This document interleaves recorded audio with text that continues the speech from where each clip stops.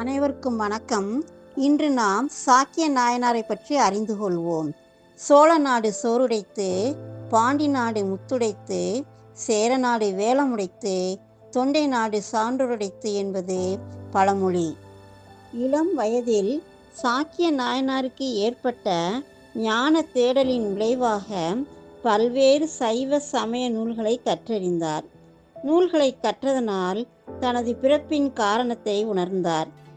பிறவி பயனை அடைய சிவபெருமானை வழிபட்டார். ஒரு நாள் பரந்த வெட்ட வெளியில் வழிபாடு எதுவும் இன்றி கிடந்த சிவலிங்கத்தை கண்டார். அந்த சிவலிங்கத்திற்கு அர்ச்சனை செய்ய அந்த வெட்ட வெளியில் மலரும் இல்லை, நீரும் இல்லை. சிவலிங்கத்தை கண்ட மகிழ்ச்சி மிகுதியால் அருகில் கிடந்த கல்லை எடுத்து சிவாய நம என்று கூறி கல்லை சிவலிங்கத்தின் மீது எறிந்தார். அந்த கல்லை கைலாயத்தில் வாழும் எம்பிரான் மலர் தூவலாக ஏற்றுக்கொண்டார்.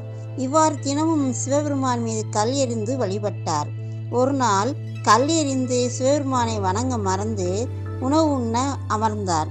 இறைவனை வழிபடாது உணவு உண்ண உட்கார்ந்தது ஞாபகம் வந்தது. சிவபெருமானும் சாக்கிய நாயனாரின் கல்லடிக்காக காத்து கொண்டிருந்தார். சாக்கிய நாயனார் தான் செய்யவிருந்த தவற்றை எண்ணி சிவபெருமானிடம் மன்னிப்பு கேட்டுவிட்டு கற்களை சிவலிங்கத்தின் மீது எரிந்து வணங்கினார். அவரது தூய்மையான பக்தியை எண்ணி அகம் மகிழ்ந்த சிவபெருமான் பார்வதி தேவியாருடன் சாக்கிய நாயனாருக்கு காட்சி தந்தார். காஞ்சிபுரத்தை அடுத்துள்ள கோனேரி குப்பத்தில் இருக்கும் கோவிலில் எழுந்தருளுள்ள சிவபெருமான் வீரட்டானேஸ்வரர் என்று அழைக்கப்படுகிறார்.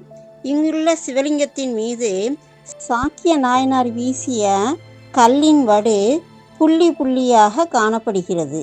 எம்பிரான் மலர் அர்ச்சனைகளை மட்டும் மகிழ்ச்சியோடு ஏற்றுக்கொள்பவர் அல்ல. தனது பக்தர்கள் கொடுத்த பிரம்படி, வில்லடி, கல்லடியையும் மகிழ்ச்சியோடு ஏற்றுக்கொண்டவர். கண்ணப்ப நாயனார் செருப்பு அணிந்த காலை தன் கண்ணில் வைத்ததையும் மனமுகந்து ஏற்று அவருக்கு காட்சி கொடுத்தார்.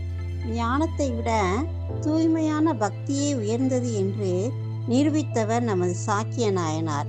நாமும் எம்பிரானை உள்ளன்போடு வணங்கி வளம் பெறுவோம். நன்றி.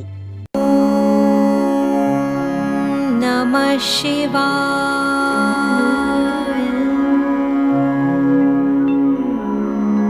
ஓம் நமः சிவாய.